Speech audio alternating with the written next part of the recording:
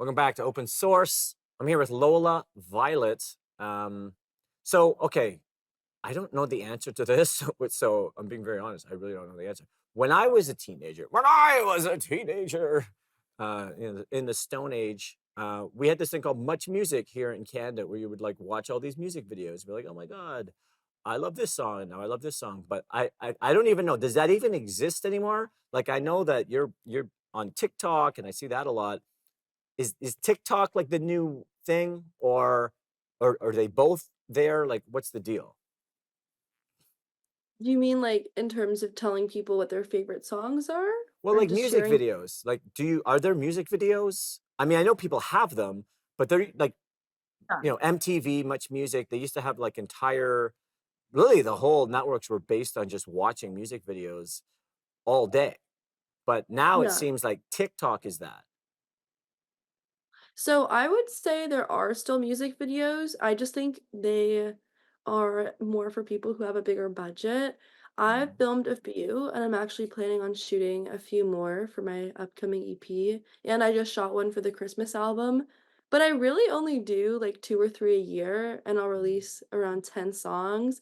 It's just because music videos are so expensive, and what I like about TikTok is for me, it's kind of quantity over quality, where I feel as music videos are more quality over quantity, which unfortunately, because I feel like a lot of people nowadays have shorter attention spans, you really got to go for quantity over quality because if you spend thousands and thousands on one music video for it to just flop, I feel like you wasted so much time, and I mean, some people could argue that nothing's a waste of time, you're learning from all your mistakes, all that, but I just feel like for me, it just hasn't been very valuable for me to make music videos, whereas a lot of people nowadays actually will hire someone to make short form content. So you'll hire someone to make, 8 to 20 short, really nice looking vertical videos that help you promote your music. So that's something I definitely prefer. But once in a while, I would say a music video is good.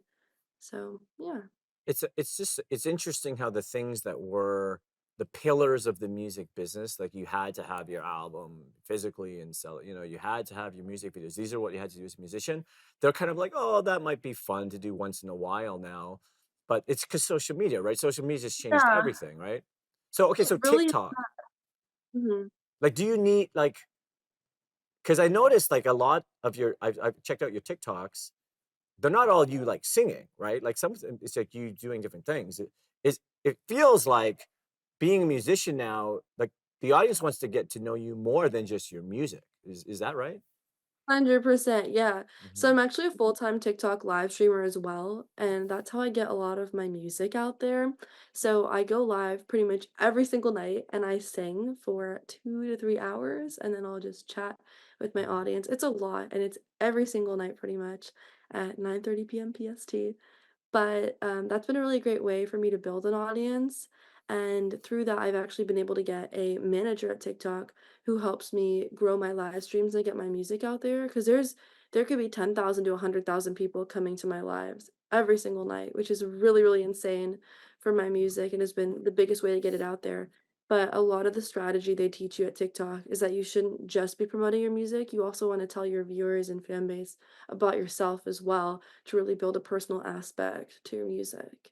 It's so interesting. I like, this is in real time, you see my mind being blown, right? Like, you're I can tell. you're essentially describing a concert, right? You're essentially doing a concert on TikTok Live, right? Yeah, yeah, some might say it's actually more because I have to do everything myself, I don't have a production team or someone helping me with sound, I'm Right. just manning all the different things by myself, but I love it so much more. I mean, listen, I miss performing live so, so, so much, and I wanna go on tour soon and really get back to that, but performing live is just so great on TikTok as an independent artist because I don't have to be constantly driving out to LA, finding parking, going to sketchy areas, getting a band together, going to do a live show and nobody shows up. Like with TikTok, the algorithm is really, really good. And I know whenever I go live, it's like instant gratification that my music's going to get out there, that someone new is going to see it. I'm going to get at least, 100 followers. And I really think it is just so, so much better nowadays because you also never know who's scrolling on your For You page. There could be Mhm. famous people, there could be celebrities, whereas in person, that used to be a thing, where agents and managers would just sit and, in bars and wait for new talent to come in. But now that's not a thing. Everybody's at home, everyone works from home. So it's been really great to promote my music. It's amazing. We got one more segment here with Lola Violet, an open source.